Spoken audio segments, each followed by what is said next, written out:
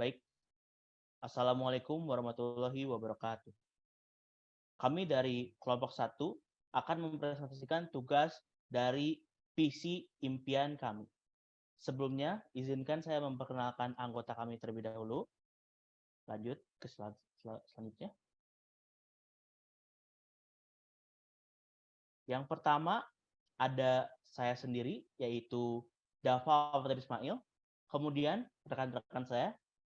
Yang kedua ada Firda Rosella Sundari. Yang ketiga ada Siska Febrian Pratami. Dan yang terakhir ada Rehan Muhammad Fabian. Kemudian lanjut ke slide selanjutnya. Kemudian ini adalah hasil dari visi yang kami impikan. Perlu kita ketahui bahwa visi yang kami buat itu berdasarkan spek dari PC Building Simulator yang pertama. Beginilah bagian dalamnya setelah selesai dirakit, dan juga di bagian kiri bawah itu ada sedikit penjelasan, yaitu komputer terdiri dari berbagai bagian yang bekerja sama untuk memastikan bahwa tugas yang diterima dapat diproses dan diterima dengan hasil yang diharapkan. Nah, kemudian setelah kita melihat bagian dalam dan tampilannya, kita akan ke spesifikasinya nih.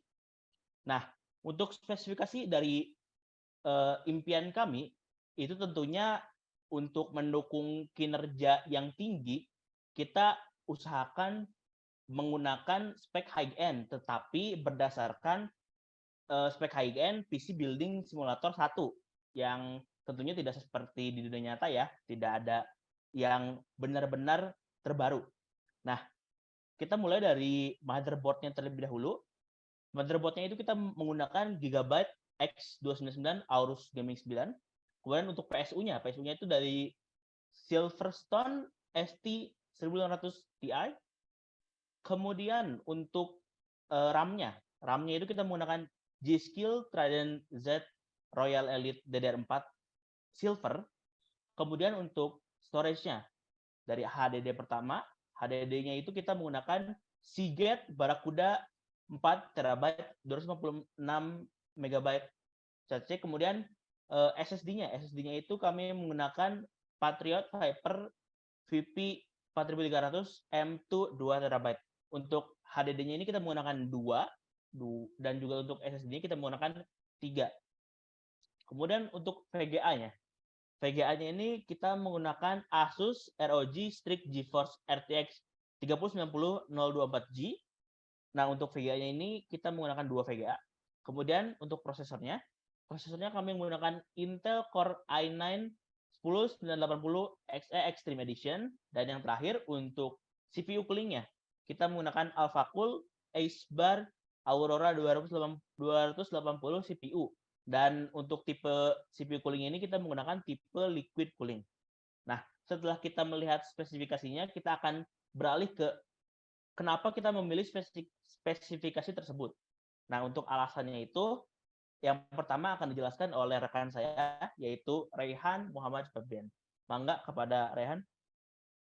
Iya, terima kasih ya untuk Dava telah memberikan kesempatan untuk saya. Dan terima kasih juga sudah menjelaskan, menyebutkan sedikit dari spesifikasi yang telah kelompok kami pilih. Oke, yang pertama saya akan menjelaskan tentang power supply unit atau biasa disebut dengan PSU yang kami gunakan.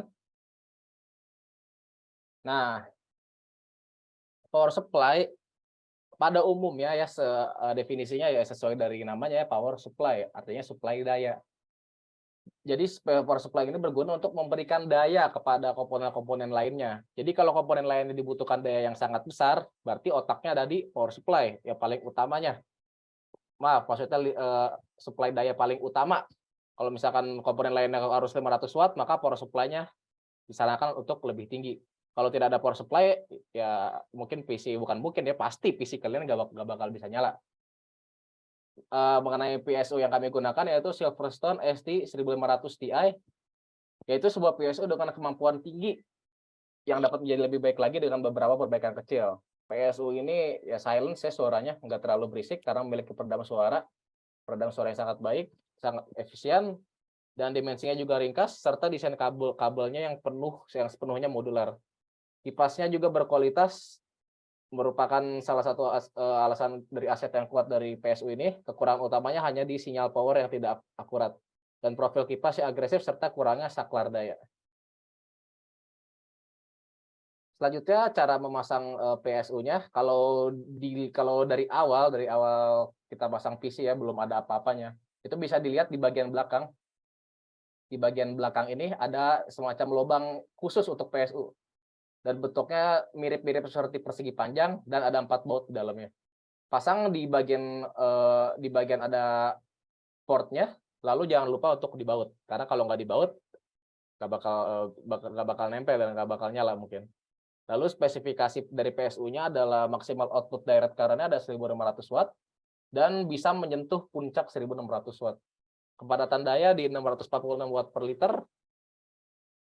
Tegangan input di antara 90 sampai 264 volt root mean square. Rentang frekuensi input di antara 47 Hz sampai 63 Hz. Efisiensi di antara 90% sampai 94%, pada pemuatan 10% sampai 100%. Dan yang paling biasanya dilihat terutama untuk saya itu suhu pengoperasiannya yang menurut saya masih relatif rendah lah Celsiusnya, kalau di antara 0 sampai 50 derajat Celcius di ukuran 1.500 watt. Sistem pendinginan juga senyap menggunakan kipas senyap sebesar 135 mm, tingkat kebisingan di antara 0 sampai 36 desibel. Beratnya mencapai 3,96 kg dan memiliki sertifikasi 80+ titanium. Oke, selanjutnya adalah motherboard. Nggak kalah penting setelah PSU, karena motherboard itu di mana tempat kita memasang komponen-komponen lainnya yang lebih penting, misalnya prosesor, video graphics adapter, VGA, random access memory, storage, hard disk, SSD, dan lain sebagainya, Wi-Fi, Bluetooth juga termasuk. Motherboard yang kita gunakan karena konteksnya PC impian ya, pastinya yang dilihat spesifikasi dan segi estetikanya juga. Di motherboard yang kami pilih itu terlihat motherboard itu yang menyala-nyala dan estetik ya. Performanya juga sangat baik dan komponennya juga berkualitas tinggi dan desainnya juga sangat mencolok dalam segi estetika. Oke, cara memasang motherboard ya itu bisa dilihat di dekat PSU, di bagian bawah PSU itu kan ada bagian baut-baut yang seperti bisa lihat di GIF-nya, ada bagian baut-baut yang banyak ya itu ya. Itu bisa dipastikan biasanya motherboard itu di sana dipasangnya. Setelah dipasang di sana, jangan lupa untuk diberi baut.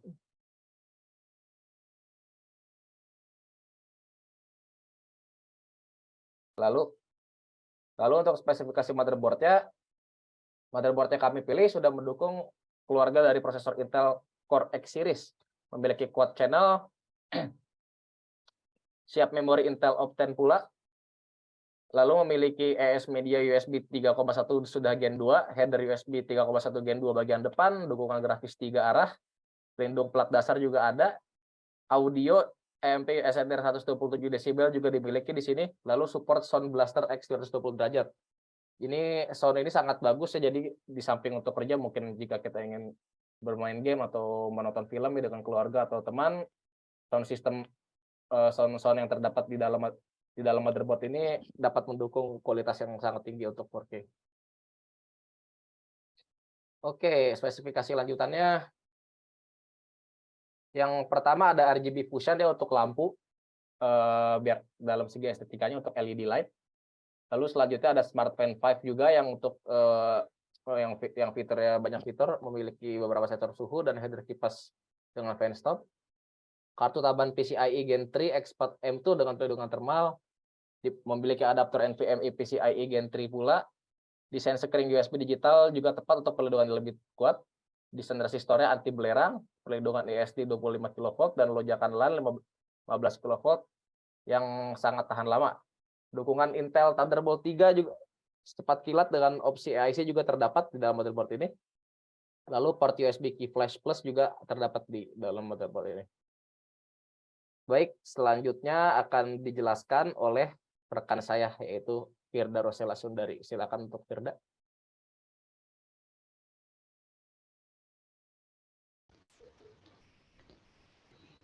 Terima kasih ya Rehan. Saya di sini akan menjelaskan Central Processing Unit atau CPU ya. CPU yang kita gunakan di sini yaitu Intel Core i9 10980XE. Nah, CPU ini memiliki 18 core dan 38 thread yang membuatnya sangat cocok untuk aplikasi yang membutuhkan performa tinggi, seperti rendering video, desain, dan komputasi. Spesifikasi prosesor ini memiliki frekuensi turbo boost maksimal yang tinggi sehingga kita bisa melakukan tugas yang lebih cepat. Boleh di next?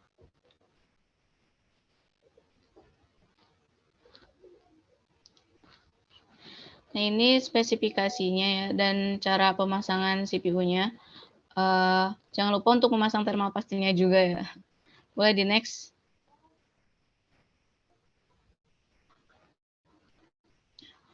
Di sini ada CPU cooling. CPU cooling yang kita pakai di sini yaitu Alphacool Esber Aurora 280 CPU. CPU cooling ini sudah meningkatkan banyak fitur, tetapi kemampuan untuk memperluas pendinginnya melalui pengencang dan radiator tetap dipertahankan. Boleh di next? Ini cara pemasangan CPU coolingnya.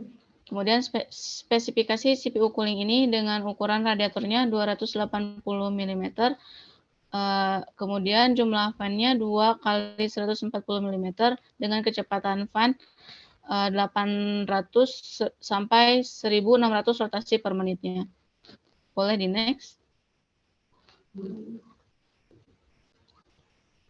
Random Access Memory atau RAM. RAM yang kami gunakan di sini yaitu G-Skill Z Royal Elite DDR4 Silver, yang mana memori ini didesain untuk overclocking yang tinggi.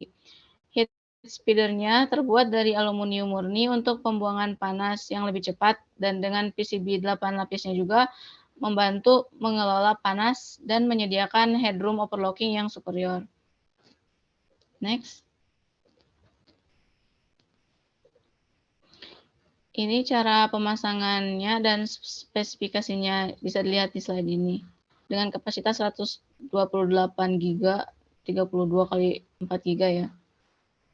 Dengan kecepatan 4266 MHz.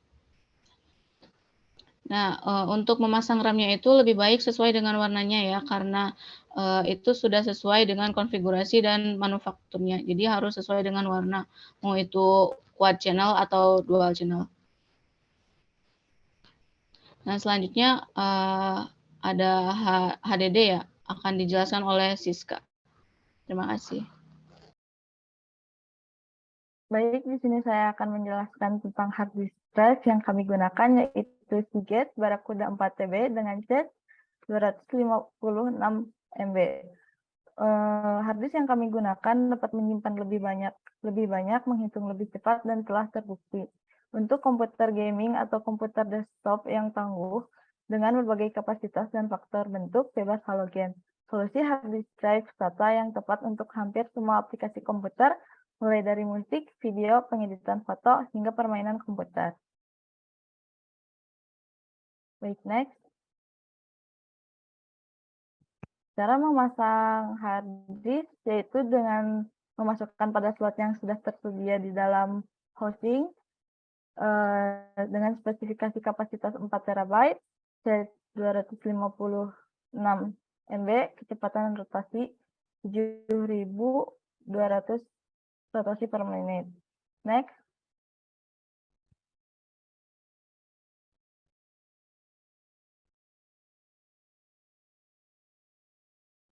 Kami juga menggunakan SSD atau solid state drive Patriot Fever SP 4300 M2 2TB. Dengan kapasitas penyimpanan sebesar 2 TB, SSD adalah media penyimpanan data yang menggunakan memori flash sebagai alternatif dari hard disk drive, yang menggunakan mekanisme berputar untuk menyimpan data seperti untuk menyimpan data, foto, video, musik, dan file lainnya dengan jumlah yang besar. Ini juga memungkinkan untuk menginstal beberapa sistem operasi dan aplikasi tanpa khawatir tentang kehabisan ruang penyimpanannya. Baik, next. Cara pemasangan SSD sama dengan cara pemasangan HSD. Jadi spesifikasi yang kami gunakan berkapasitas 2 TB dengan interface M2, kecepatan 7100 Mbps, latensi hingga 35. Next.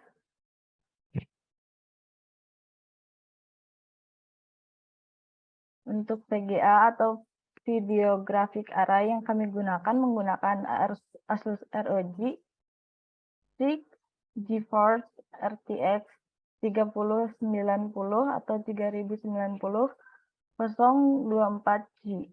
ROG Strix GeForce RTX 3090 telah ditingkatkan secara radikal untuk mengakomodasi chip Ampere baru yang mengesankan dari NVIDIA.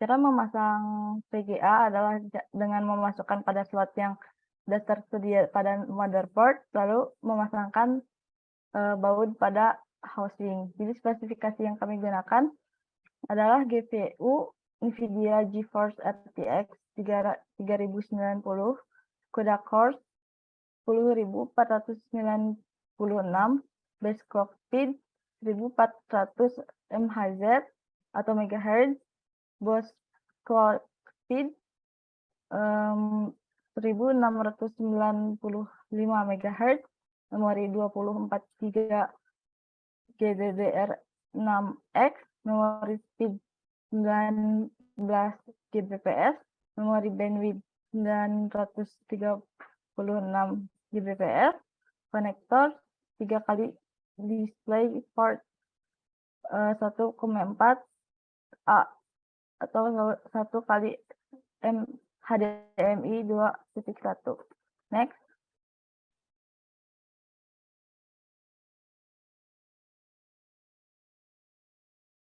Hosting yang kami gunakan juga menggunakan hosting yang sangat baik atau hosting yang sangat tepat untuk bermain game. Jadi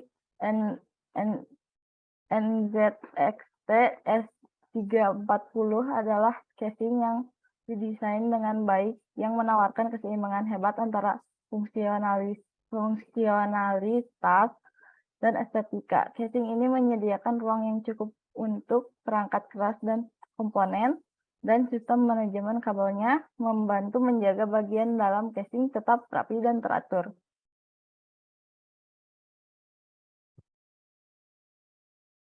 Baik, untuk kesimpulan saya kembalikan kepada Dava.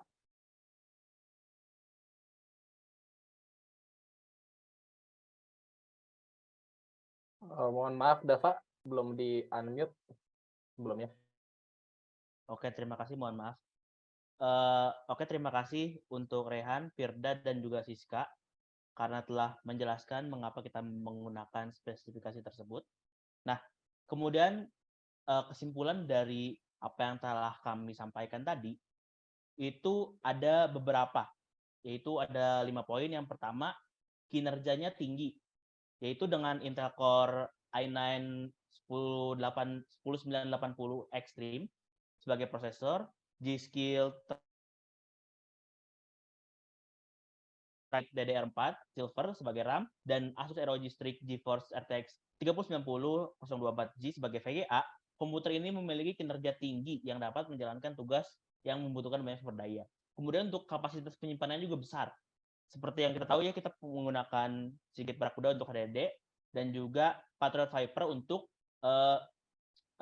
SSD. Nah, penyimpanannya itu besar karena kita menggunakan 4 TB dan HD-nya itu 2, jadi 8 TB. Dan untuk SSD-nya kita menggunakan 3 SSD. Oleh karena itu 2 TB, jadi 6 TB SSD. Nah, jadi selain kinerja tinggi, kapasitasnya juga besar. Sangat bagus untuk menyimpan file-file dokumen atau bermain game dengan yang membutuhkan ruang penyimpanan yang besar. Kemudian untuk desain gaming. Nah, untuk desainnya ini kan seperti yang tadi telah dijelaskan oleh Rehan, bahwa desainnya itu untuk gaming itu sangat estetik gitu. Dilihat dari motherboard-nya, terus ada RGB-nya juga, estetik gitu. Nah, jadi selain performa baik, desain juga cocok. Kemudian untuk keamanan daya ini kan tadi juga telah dijelaskan oleh Rehan bahwa untuk Silverstone ST 1500 Ti ini sebagai PSU ini mempunyai keamanan daya yang baik. Jadi tetap stabil walaupun banyak tugas yang membutuhkan sumber daya yang banyak.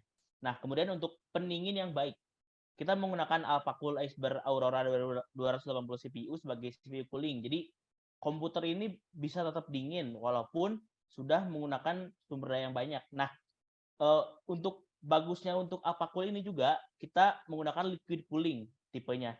Dan ini juga telah terkonfirmasi oleh Intel dan juga produsen laptop yang lain HP bahwa dibanding air cooling, liquid cooling itu lebih bagus. Nah, kemudian yang bisa saya simpulkan terakhir bahwa mungkin ini adalah spek impian kami, tetapi ini belum high end yang paling high end karena seperti yang kita tahu, kita telah menyimpulkan bahwa kita menggunakan PC simulator building yang pertama saja. Karena jika kita menggunakan PC building simulator yang kedua, ada yang lebih tinggi lagi seperti Intel iCore i9 itu yang 12980XE. Itu yang lebih tinggi di PC simulator 2. Kemudian RAM-nya juga berbeda dan lain-lain. Jadi sebenarnya kalau untuk lebih bagusnya ada di PC building simulator 2, tetapi karena kita memutuskan untuk yang pertama karena kebetulan untuk Patovic sendiri menggunakan yang pertama, oleh karena itu kita menggunakan yang pertama. Nah, kemudian jika memang sebenarnya kita harus menggunakan yang high end, tapi di dunia nyata mungkin kita akan lebih memilih yang lebih bagus lagi karena seperti yang kita tahu bahwa untuk VGA itu sekarang kan ada RTX 4090 dan karena belum ada di PC Building Simulator, jadi kita menggunakan yang 3090. Mungkin sekian yang dapat kami sampaikan. Terima kasih. Mohon maaf apabila ada kesalahan. Wassalamualaikum warahmatullahi wabarakatuh.